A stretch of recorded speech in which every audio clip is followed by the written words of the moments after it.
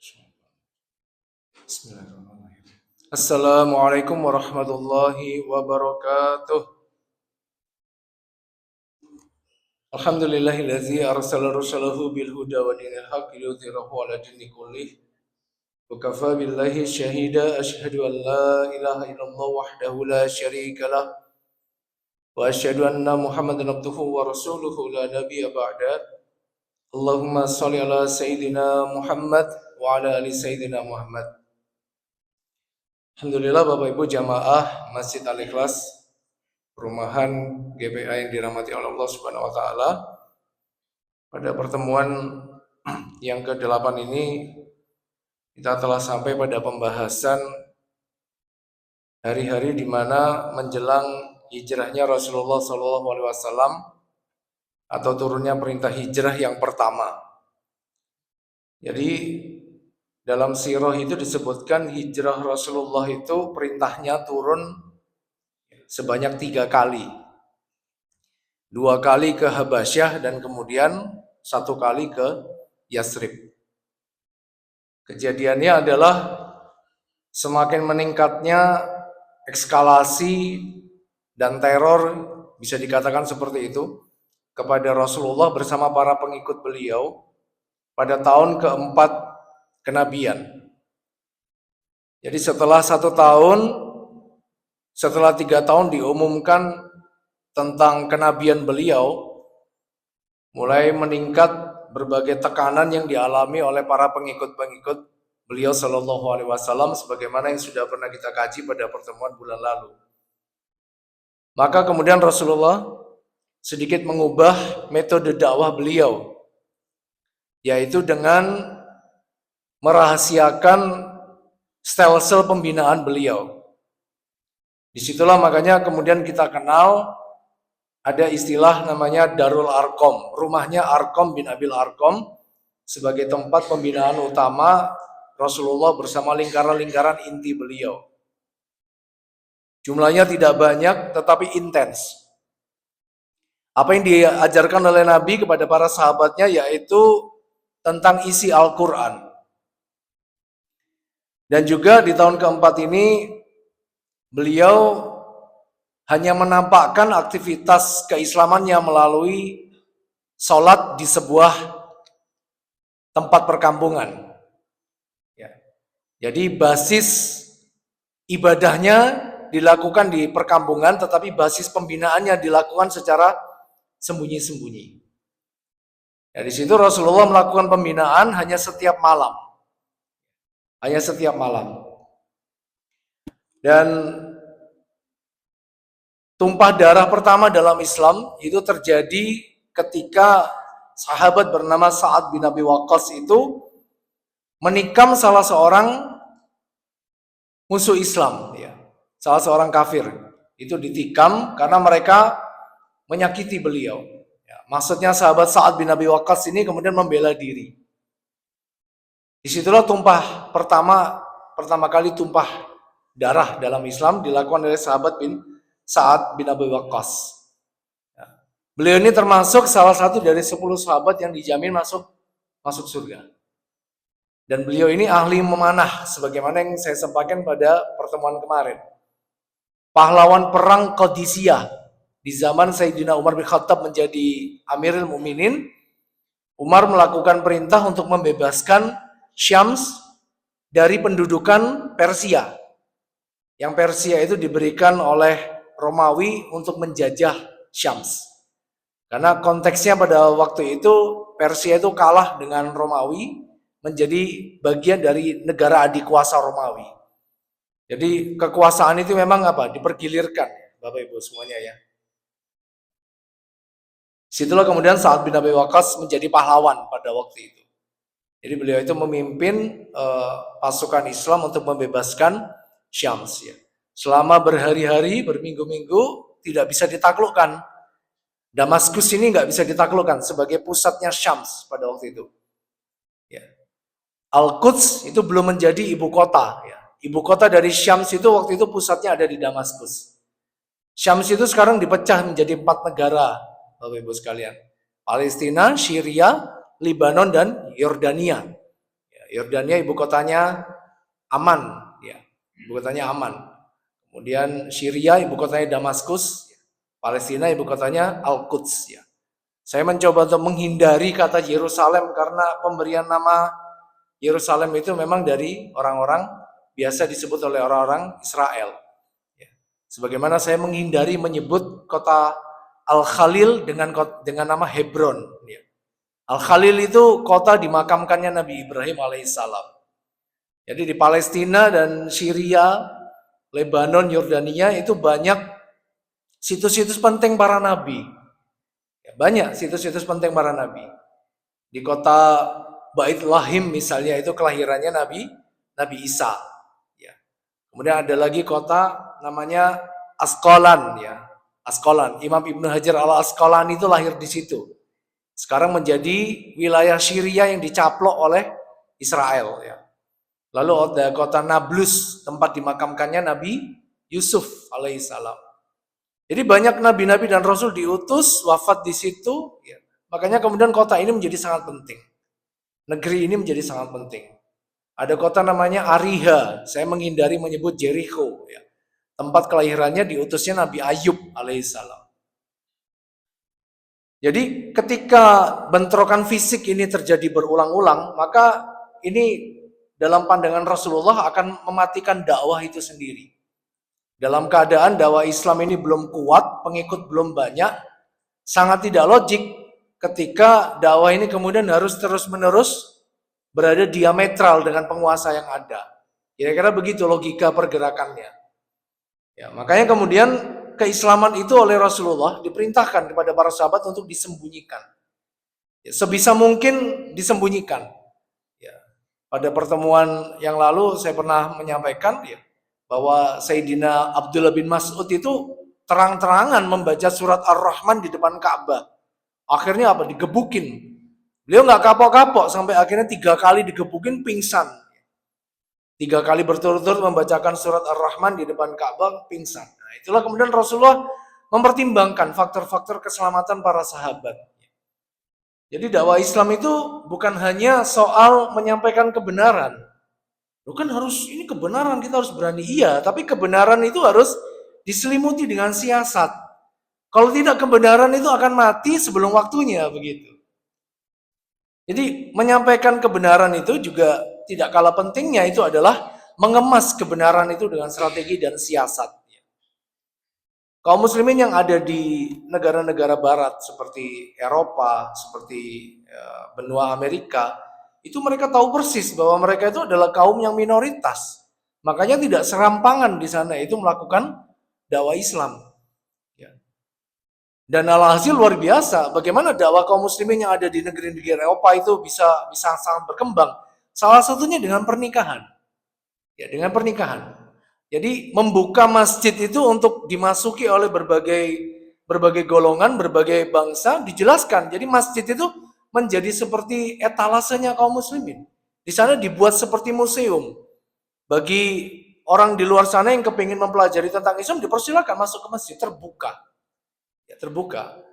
Oleh karena itu kemudian masjid itu dirancang sedemikian rupa supaya ramah dan menyenangkan bagi orang-orang non-muslim. Cara dakwahnya begitu mereka di sana. Dan qadarullah karena memang lahannya sedikit ya, kemudian komunitasnya tidak banyak, maka rata-rata di satu kota itu cuma ada satu masjid. Makanya ukhuwahnya itu kuat.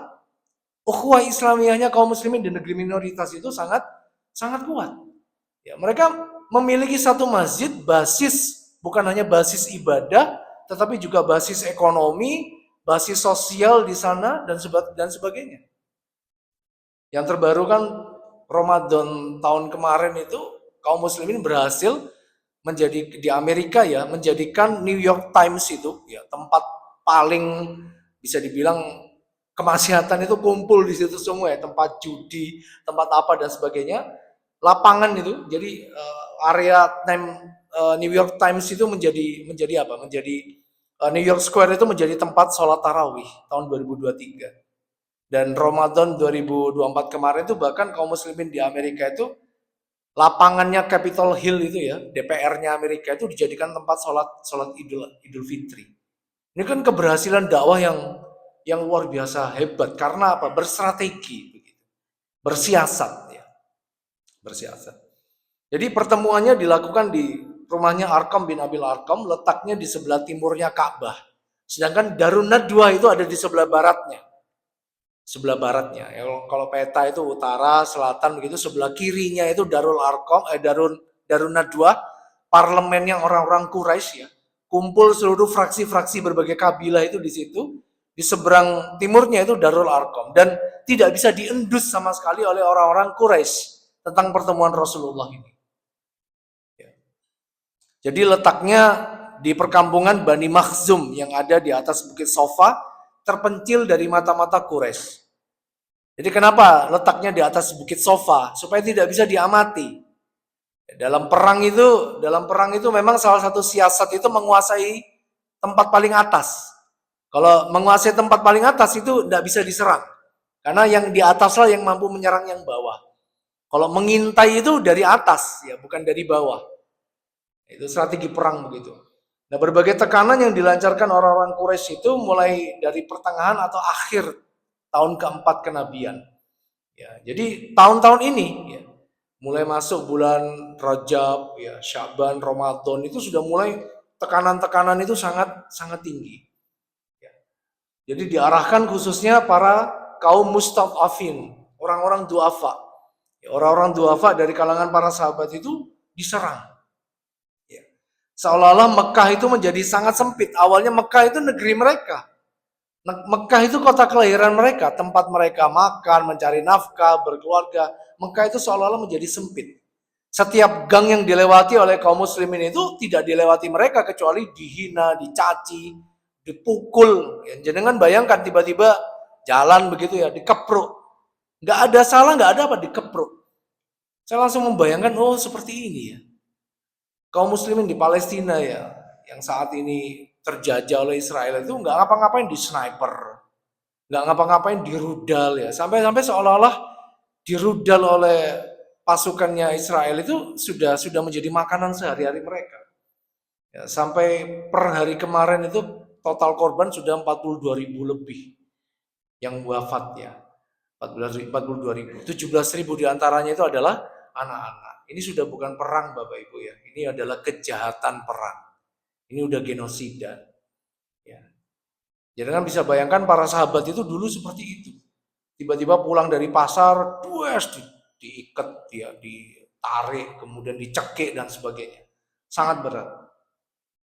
Nah, dalam kondisi seperti inilah kemudian ada suatu peristiwa yang sangat menarik, di mana orang-orang kafir Quraisy itu kemudian setelah kehilangan berbagai cara fisik ya untuk menekan Rasulullah dan para sahabat, mereka mengubah strateginya dengan cara menyerang ideologi.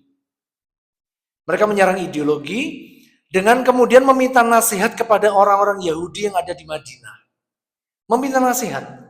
Di tengah kami, wahai para rahib-rahib, ada orang dari kaum kami mengaku sebagai nabi, bla bla bla bla dan sebagainya.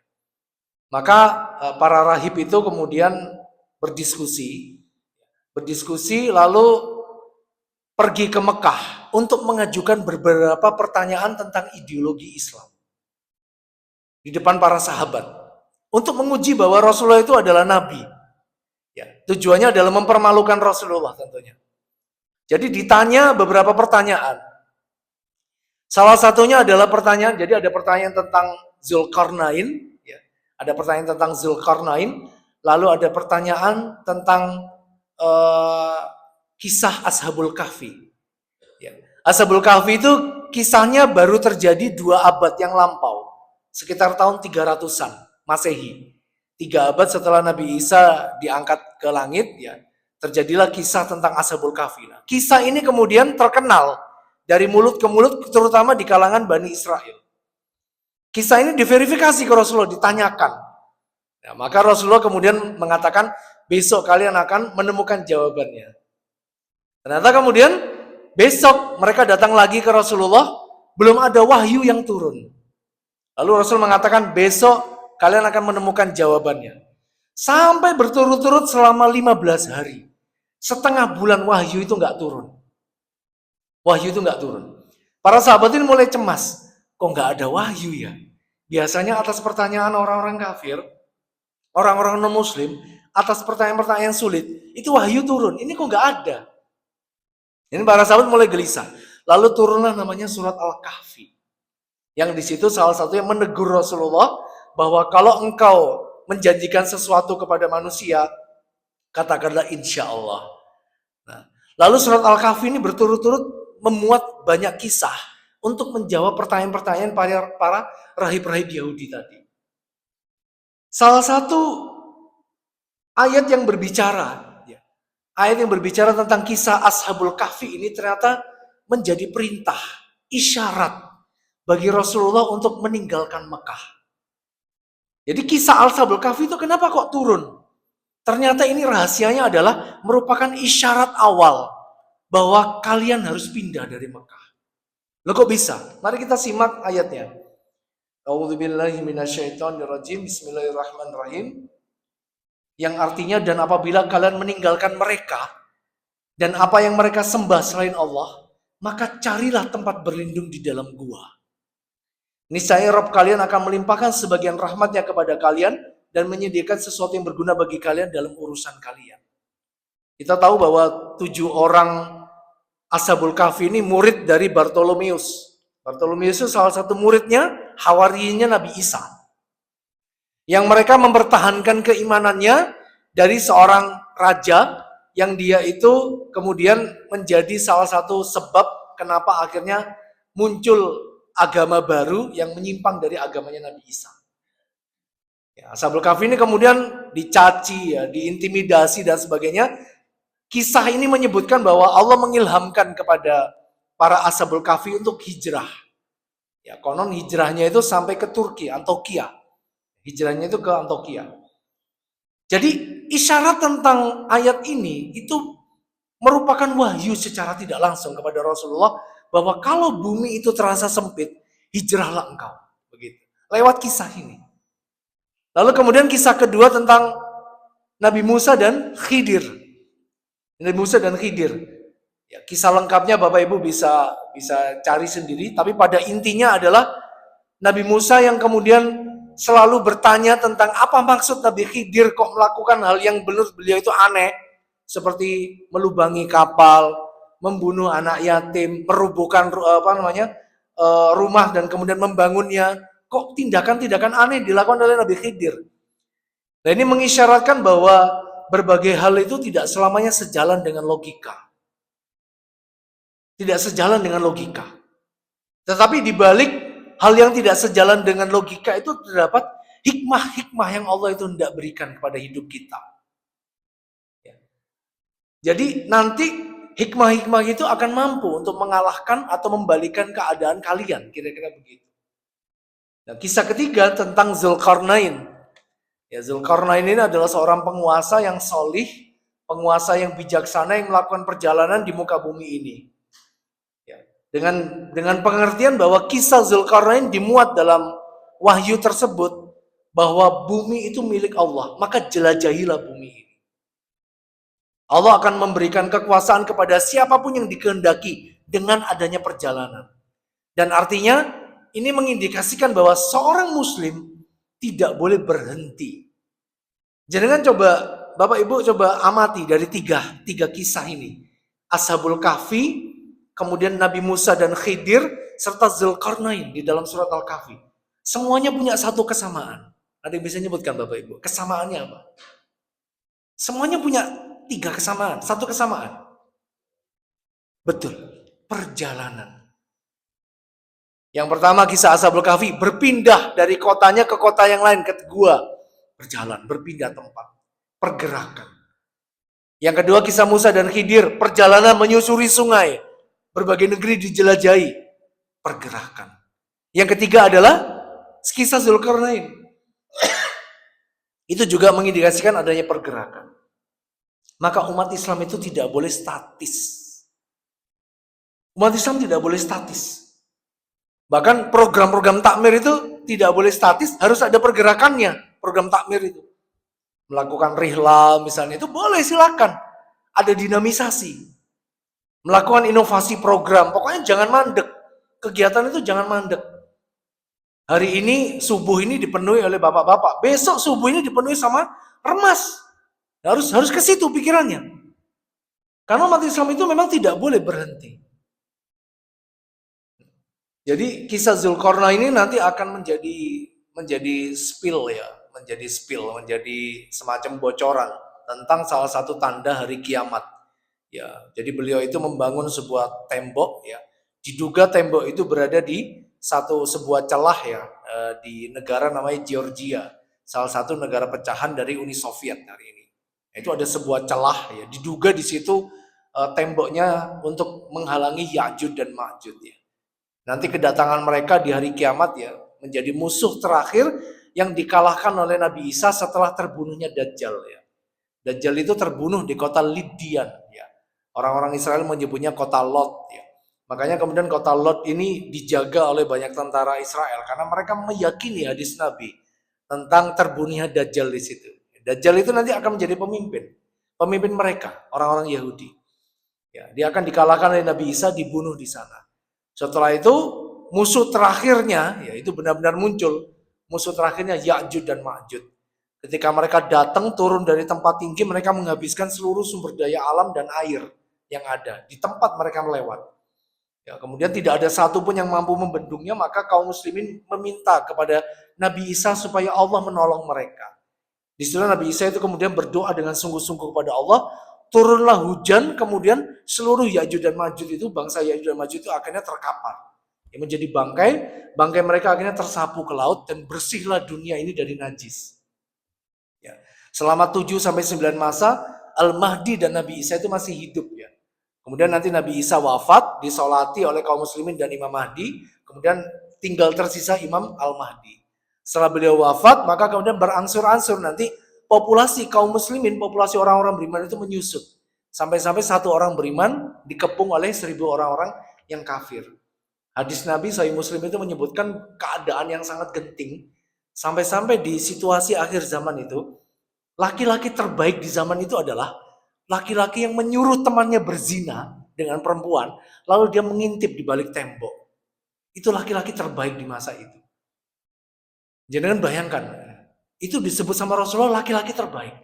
Nginceng temannya yang disuruhnya berzina. Yang nginceng begitu. Ya, lalu berangsur-angsur tanda-tanda kiamat kubro itu mulai muncul ya. Tanda-tanda kiamat kubro. Yang paling akhir itu berhembusnya angin dari arah timur. Yang mematikan setiap orang-orang beriman. Jadi orang beriman itu nanti kena wabah. Lalu demam tinggi, kemudian wafat. Jadi kaum muslimin itu wafatnya karena pandemi global nanti itu.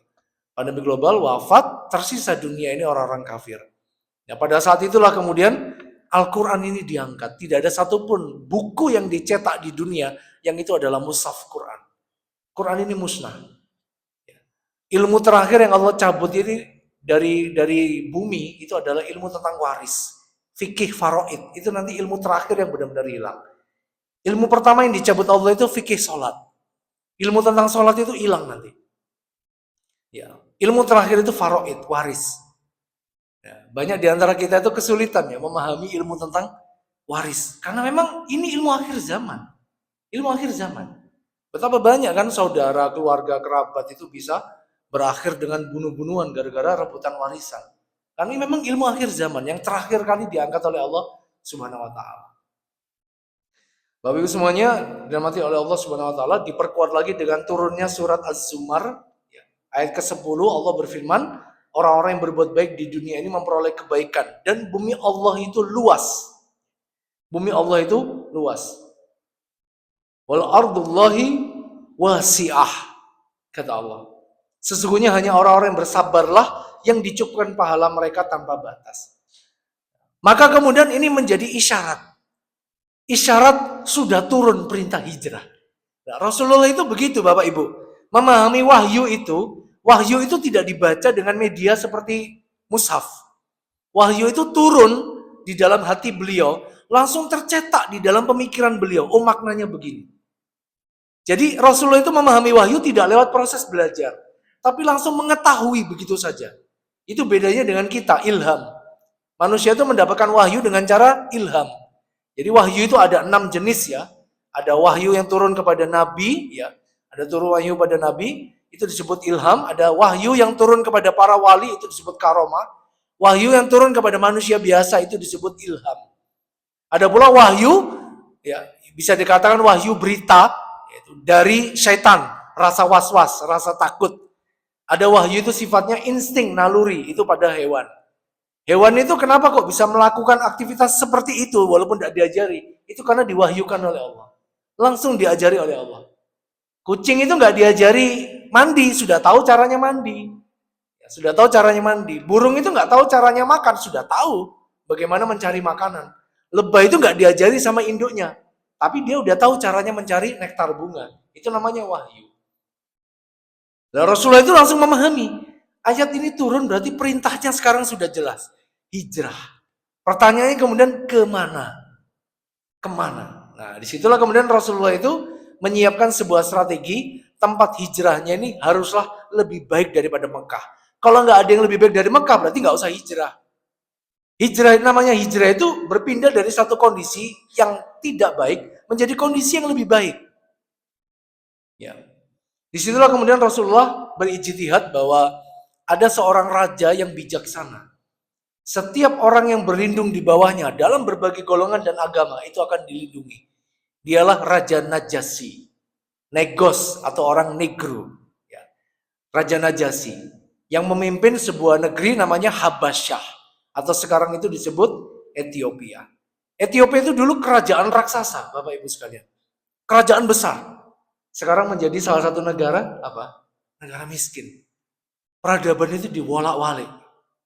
Dahulu ya, di zaman Rasulullah, di zaman beliau itu dikenal bangsa Ajam, orang-orang Arab. Matanya biru, kulitnya putih pucat, rambutnya pirang. Mereka disebut bangsa Eropa. Itu bangsa yang terbelakang. Dahulu orang-orang terbelakang itu begitu.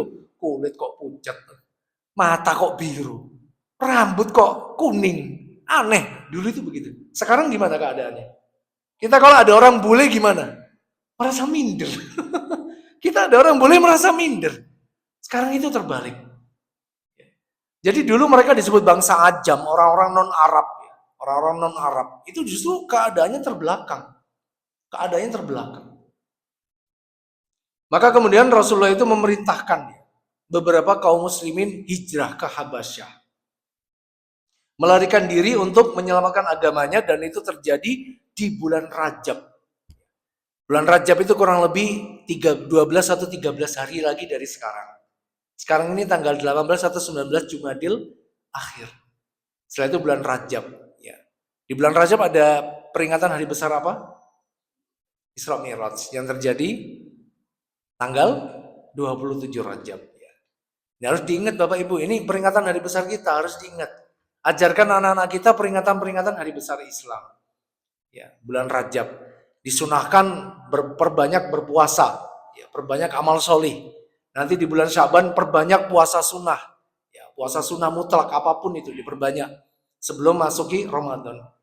Nah, mengingatkan satu Ramadan kapan Bapak Ibu? Kalau tidak ada uzur, ya, kalau tidak ada halangan, maka satu Ramadan itu jatuh 1 Maret 2025. Nah, ini harus disiapkan. Nggak ngerasa sudah 3,5 bulan ya, lagi. Itu kita akan menjumpai Ramadan. Alhamdulillah. Sejumlah sahabat, ada 12 orang laki-laki dan 4 orang wanita. Ekspedisi pertama ke Habasyah. Dipimpin oleh Sayyidina Utsman bin Affan. Ya. Di sini ikut pula Sayyidah Ruqayyah, putrinya Rasulullah. Ya. Sayyidah Ruqayyah. Ya. Jadi nanti Ruqayyah ini wafat. Kemudian Sayyidina Utsman menikahi putri Rasulullah yang lain, namanya Ummi Kulsum. Ya, maka Utsman ini disebut oleh para sahabat Zunnurain, pemilik 2 cahaya, karena memperistri 2 putrinya Rasulullah. Jadi mereka adalah penduduk Baitul Haram pertama yang hijrah, ya, yang hijrah dari Mekah, sebagaimana Nabi Ibrahim dan Lut, setelah Ibrahim dan Lut. Jadi perginya itu malam-malam mengendap, ya, mengendap menuju pinggir pantai supaya nggak bisa diketahui oleh orang-orang Quraisy. Nah, saat ditiba di pelabuhan Syaibah, maka mereka menjumpai kapal, mereka langsung nyebrang di sana. Nah, saat orang-orang Quraisy mengetahui bahwa ada serombongan orang, total 16 orang itu pindah, mereka langsung ngejar ke pelabuhan Syaibah. Nah, tapi mereka sudah bertolak dari situ, sudah jauh, nggak bisa dikejar lagi. Nah, kemudian pada bulan Ramadan, Rajab, Sya'ban, Ramadan, di tahun yang kesama, tahun kelima kenabian, Nabi itu sholat ya di Masjidil Haram. Di hadapan orang-orang Quraisy yang lagi kumpul di Masjidil Haram, Nabi itu kemudian membacakan surat An-Najm. Surat An-Najm. Di situ ada sebuah kalimat ya, dalam surat itu yang membuat orang-orang kafir Quraisy itu apa? Terperangah dengan keagungan surat itu. Sehingga kemudian tanpa sadar mereka itu apa? Sujud. Mereka sujud ketika di surat An-Najm itu ada perintah sujud. Di surat An-Najm ayat 62, maka bersujudlah kepada Allah, fa'bud, dan sembahlah dia. Nah, orang-orang kafir ketika mendengar ayat ini turun, terperangah mereka langsung apa? Sujud. Kabar itu langsung viral. Bahwa orang-orang kafir Quraisy itu ternyata sudah masuk Islam begitu. Masuk Islam. Ya, dahulu memverifikasi kebenaran itu lama. Bisa perjalanan berita itu 1-2 bulan. Ya, karena tidak ada perangkat teknologi seperti sekarang ini. Nah, berita viralnya mereka itu sampai ke negeri Habasyah. Makanya kemudian beberapa sahabat yang mengetahui, loh ternyata orang-orang kafir sudah masuk Islam. Pulang mereka ke Mekah. Ya, di bulan Syawal mereka pulang ke Mekah. Mengira bahwa orang-orang kafir itu sudah masuk Islam. Ya, masuk Islam. Ternyata mereka kecele. Ternyata kok belum ada tanda-tanda Islam itu diterima di Mekah. Ada yang balik ya ke Habasyah, ada yang menetap di Mekah dengan tetap bersembunyi dari kejaran orang-orang kafir Quraisy. Nah, saking malunya orang-orang kafir Quraisy ini ketika ketahuan bersujud, mereka mengarang-arang cerita bahwa sujudnya mereka itu bukan karena terperangah karena ayat tadi, tetapi karena mereka sedang menyembah berhala yang pada saat itu bertepatan dengan Muhammad membacakan Al-Quran. Mereka melakukan klarifikasi. Jadi orang-orang kafir itu ketika sudah tersebar kebenaran, mereka berbondong-bondong untuk melakukan klarifikasi. Apa yang terjadi di Israel hari ini kan begitu. Sudah nampak secara jelas itu. Ya, kerusakan yang dibuat oleh mereka, bangsa mereka. Tapi mereka berusaha nutup-nutupi, membalik keadaan itu dengan mengatakan, kami ini tidak menyerang warga, kami menyerang teroris yang bersembunyi di tengah-tengah warga. Mereka kan begitu. Tapi coba dilihat yang dibom, yang ditembak itu mana? Wilayah-wilayah pengungsian. Jangan bayangkan Rafah itu yang dekat dengan perbatasan Mesir, paling selatan dari provinsi Gaza. Gaza itu satu-satunya provinsi, di situ ada 6 kota kabupaten yang belum bisa ditaklukkan oleh Israel. Jadi di provinsi Gaza itu ada 6 kota. Ya, ada Khan Yunis, ada Rafah, ada Gaza City, ada North Gaza, ya, ada 6 totalnya di sana. Semuanya udah rata jadi tanah. Ya, yang belum rata dari tanah itu di luar Gaza, West Bank, Asqalan, ya, Al-Quds itu belum. Ini jenengan bisa bayangkan ya, mau keluar ke Mesir itu sudah dihalangi, keluar lewat Gaza Utara nggak bisa, keluar ke timur nggak bisa, ke barat laut. Jangan bayangkan Gaza itu menjadi apa? Penjara yang besar yang mengepung kaum muslimin di sana. Dan bukan hanya orang Islam di sana itu. Di sana orang-orang Kristen itu juga terzolimi. Bahkan orang-orang Yahudi yang taat ya, Yahudi yang alirannya ultra ortodoks, jadi mereka Yahudi apa ibaratnya salaf gitu ya, Yahudi salaf. Itu mereka juga merasa terzolimi. Makanya perang yang ada di sana itu Israel itu tidak mewakili agama Yahudi. Israel itu mewakili Zionisme, ideologi Zionisme. Ini tidak ada kaitannya dengan Yahudi. Kita tidak sedang memusuhi Yahudi di sana. Yang kita musuhi itu adalah nasionalisme radikal bernama Zionisme. Zionisme ini harus dibedakan Bapak Ibu. Supaya kita itu tidak seolah-olah menjadikan ini adalah perang terhadap orang-orang Yahudi. Tidak. Orang Yahudi di sana itu tertindas. Dan mayoritas orang Yahudi yang ada di Israel ya, itu sekuler, liberal, nggak taat pada agama. nggak taat pada agama. Jadi yang mereka melakukan penindasan kepada orang Kristen, penindasan orang Kristen itu kalau lewat itu diludahi. Jangan harus tahu itu, diludahi. Karena mereka sangat membenci namanya salib, sangat benci mereka. Dalam tradisi Yahudi itu begitu harus diludahi.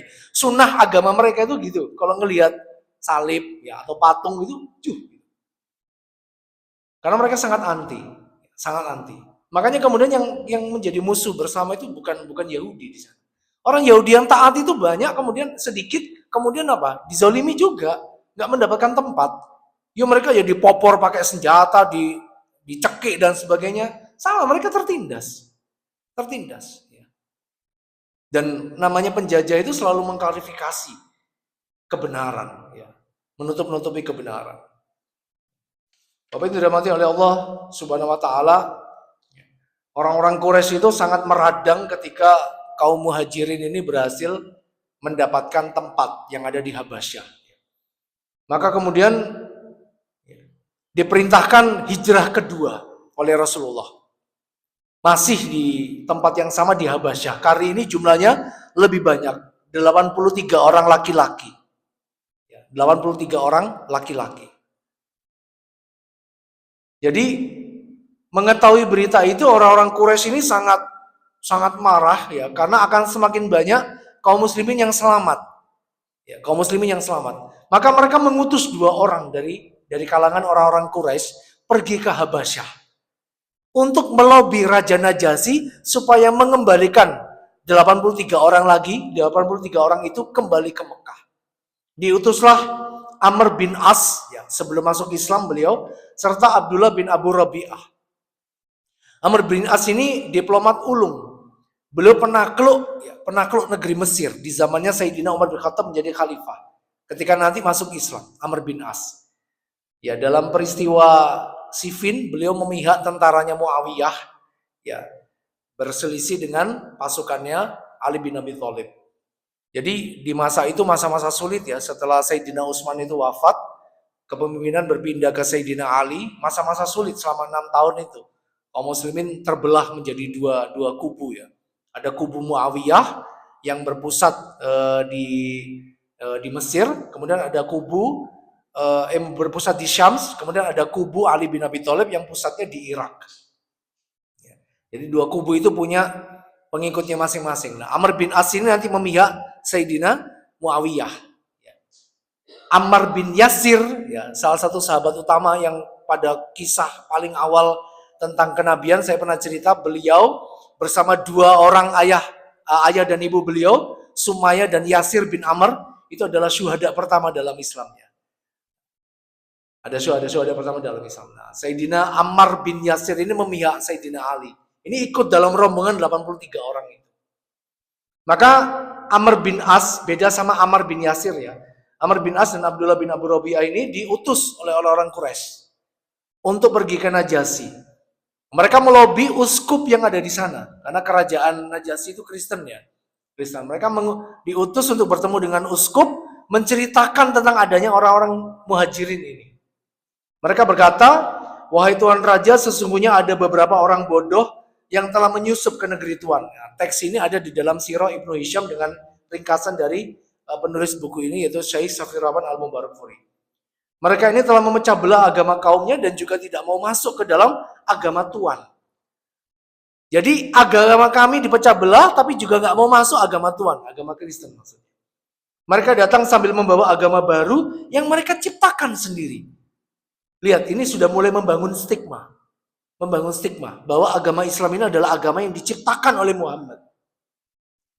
Kami tidak mengetahuinya secara persis, begitu pula Tuan. Kami diutus para pembesar kaum mereka, dari bapak-bapak, paman, dan keluarga mereka untuk menemui Tuan, agar Tuan berkenan mengembalikan orang-orang ini kepada mereka, kepada orang Mekah maksudnya. Sebab mereka itu lebih berhak, orang Mekah itu lebih berhak terhadap orang-orang tersebut, muhajirin. Dan lebih tahu apa yang telah mendorong orang-orang tersebut mencela dan mencaci maki mereka. Nah, maka kemudian para uskup itu melobi Raja Najasyi. Raja Najasyi itu bijak. Ya, Raja Kristen yang bijak.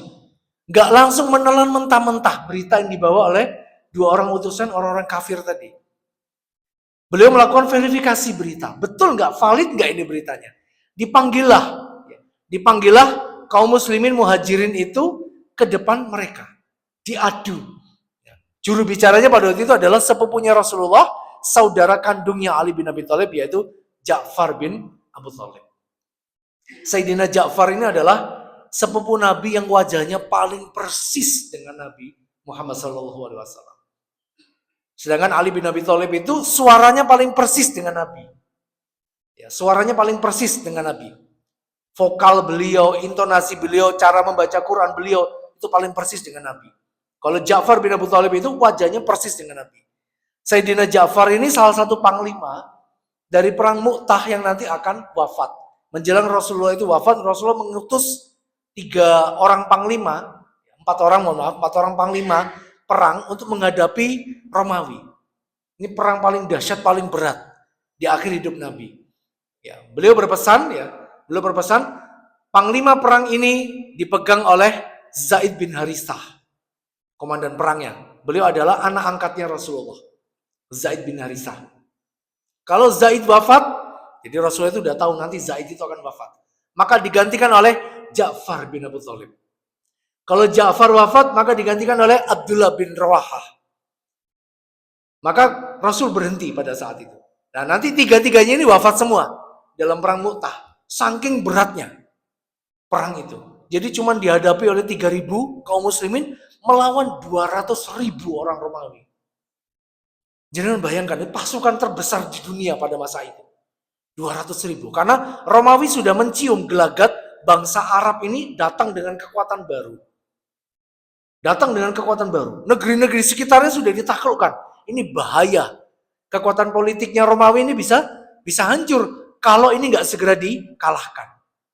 Maka kemudian dikerahkanlah pasukan sebanyak 200.000 prajurit. Romawi yang saya maksud adalah Romawi Barat atau Timur, Bapak Ibu? Romawi Timur, Bizantium, yang kotanya, pusatnya ada di Konstantinopel, yang sekarang bernama Istanbul atau Islambul, artinya kota Islam. Ya.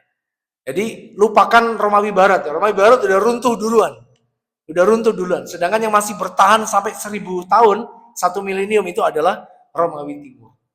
Ya. Nanti pada perang Mu'tah itu semuanya wafat.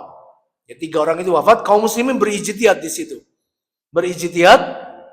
Memilih 1 orang pemimpin pengganti 3-3-nya, yaitu Khalid bin Walid.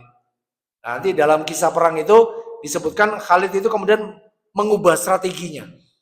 Jadi yang berhadapan dengan orang Romawi kemarin dilukir, pasukannya diganti. Sehingga orang Romawi melihat seolah-olah pasukannya Islam ini datang baru terus.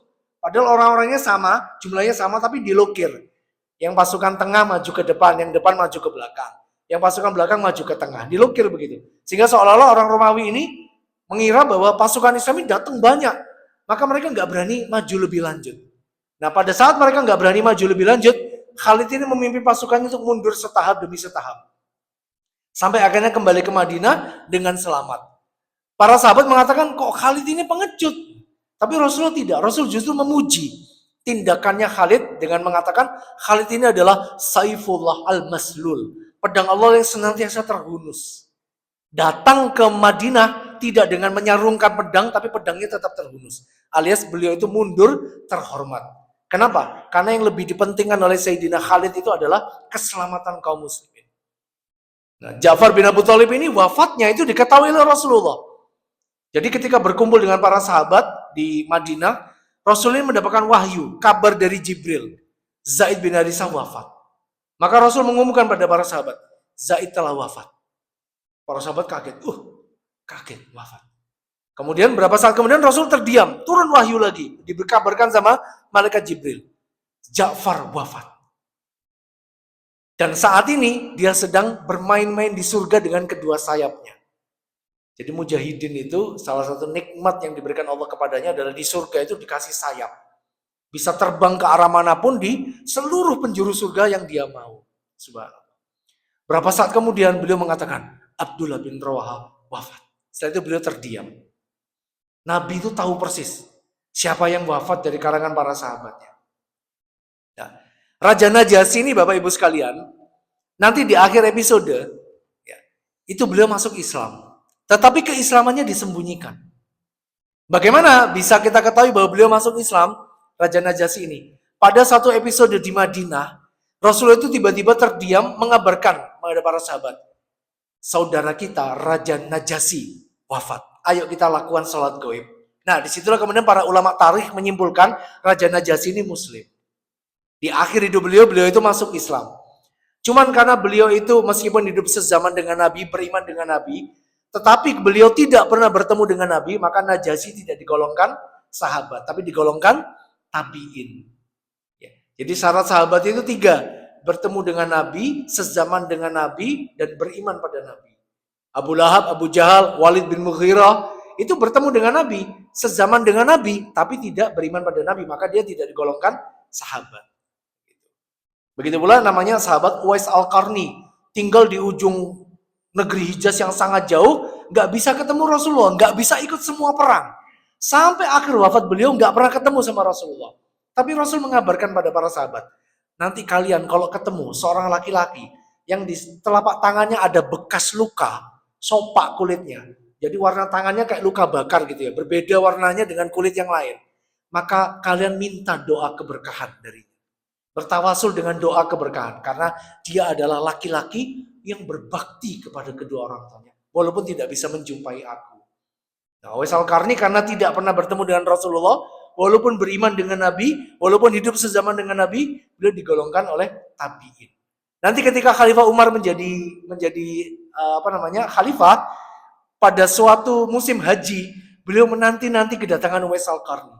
Datanglah seorang laki-laki yang mendatangi Masjidil Haram dengan menggendong ibunya. Dialah Uwais Al-Qarni.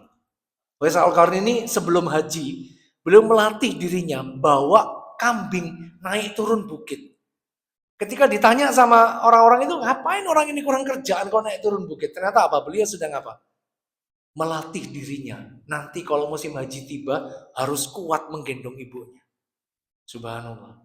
Anak yang berbakti sama ibunya itu begitu. Ibunya digendong naik haji. Ibu semuanya, jadi Ja'far itu begitu, menjadi juru bicara kaum muslimin yang sedang disidang. Ya. Sedang disidang oleh Raja Najasyi, dihadap-hadapkan dengan Amr bin As. Kemudian beliau mengatakan begini, Ja'far bin Abu Thalib. Teksnya agak panjang. Wahai Tuan Raja, dulu kami adalah kaum yang memeluk agama jahiliyah. Kami menyembah berhala, memakan bangkai, berbuat mesum, memutuskan tali persaudaraan, menyakiti tetangga, dan yang kuat memakan yang lemah. Begitulah gambaran kami dahulu sehingga Allah mengutus kami seorang Rasul dari kalangan kami sendiri yang kami ketahui nasabnya, kami ketahui kejujurannya, amanahnya, dan kesucian darinya. Nasab itu salah satu senjatanya orang-orang Quraisy.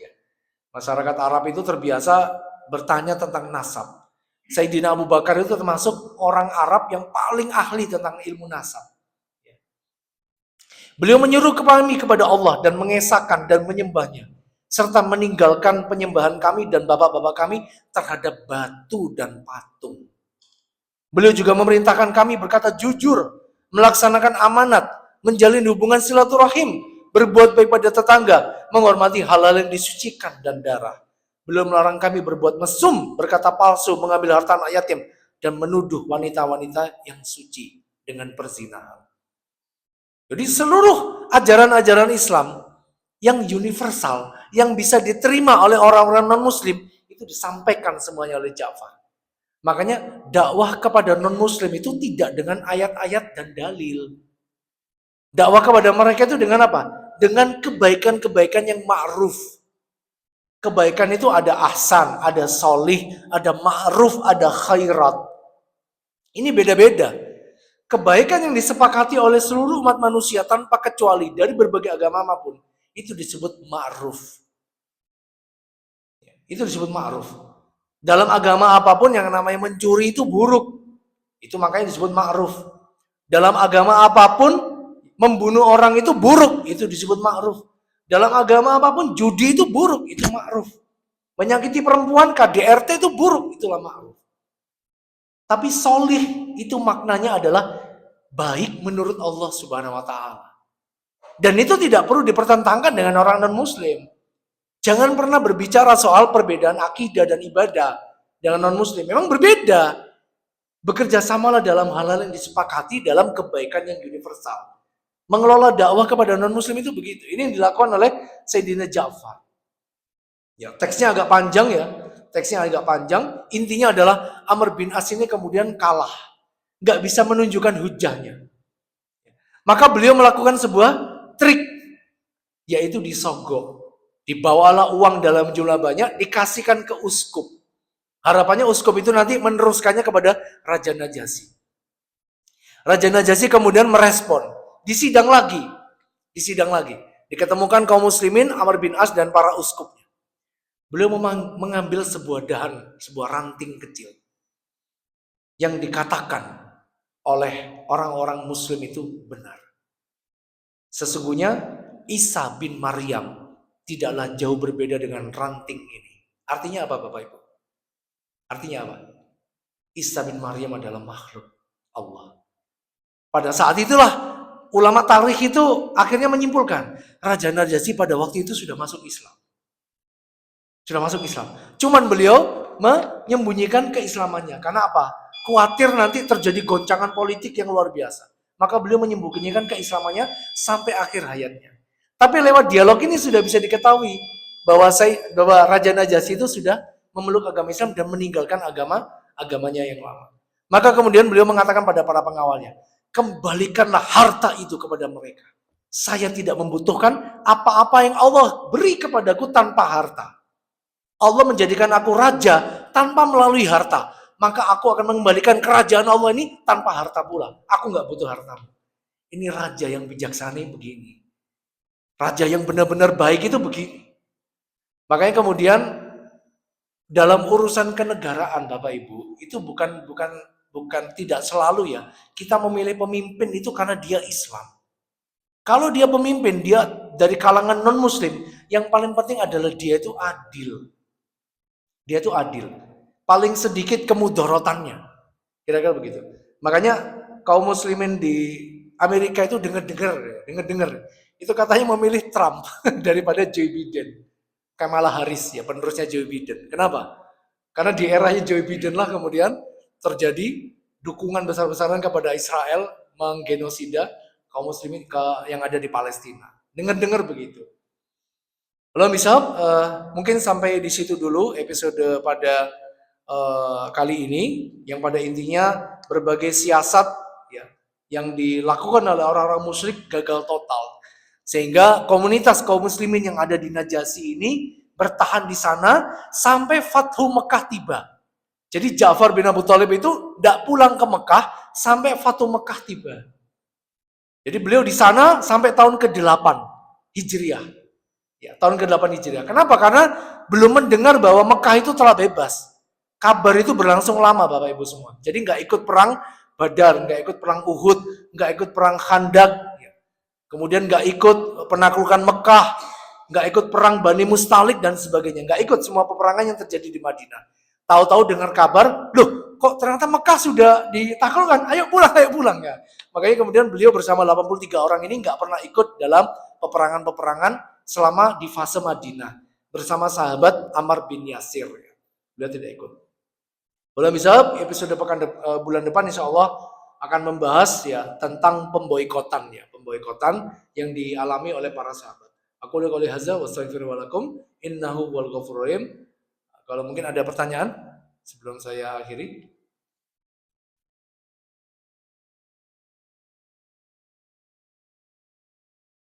Kalau tidak ada, barangkali bisa kita cukupkan, mengingatkan jamaah sekalian agar setelah ceramah ini diakhiri bisa melaksanakan sholat sunnah syuruk, pahalanya setara dengan pahala umrah. Kita akhiri dengan baca doa kafaratul majelis. Subhanakallahumma wa bihamdika asyhadu an la ilaha illa anta astaghfiruka wa atubu ilaik. Wassalamualaikum warahmatullahi wabarakatuh.